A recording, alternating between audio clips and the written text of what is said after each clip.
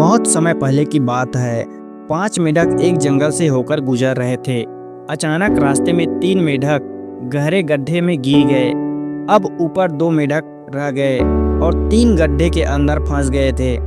गड्ढे में फंसे मेढक बाहर निकलने की कोशिश करने लगे, लेकिन ऊपर खड़े दोनों मेढक बार बार चिल्लाते कि अरे यह गड्ढा बहुत गहरा है, तुम कभी बाहर नहीं निकल पाओगे, इसलिए कोशिश करना बेकार है। अब तुम्हें सारा जीवन इसी गड्ढे में गुजारना होगा। उनकी बातें सुनकर एक मेढक ने हार मान ली और चुपचाप एक कोने में जाकर बैठ गया। कुछ देर कोशिश करने के बाद दूसरा मेढक भी निराश हो गया और उसने भी हार मानकर प्रयास करना छोड़ दिया। अब गड्ढे में केवल एक ही मेढक बचा था, जो लगातार कोशिश करता रहा। ऊपर से दोनों मेढक उसे बार बार रोकते, लेकिन उसने उनकी बातों पर ध्यान नहीं दिया।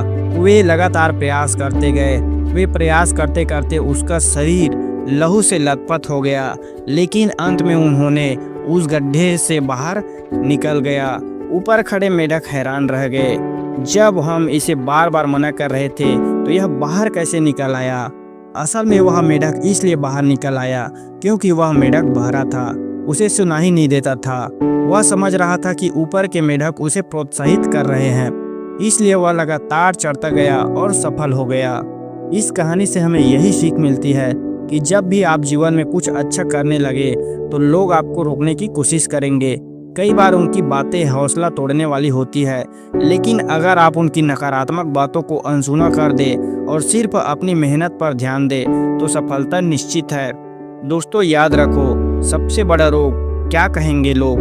लोग कुछ भी कहे, आपको अपने सपनों की ओर बढ़ते रहना है। और अगर ये वीडियो आपको थोड़ा सा भी मोटिवेट किया हो तो वीडियो को लाइक करके वीडियो को अपने दोस्तों के साथ शेयर करें और चैनल को भी सब्सक्राइब करें। तो चलिए मिलते हैं आपको किसी एक नए इंस्पायरिंग स्टोरी के साथ।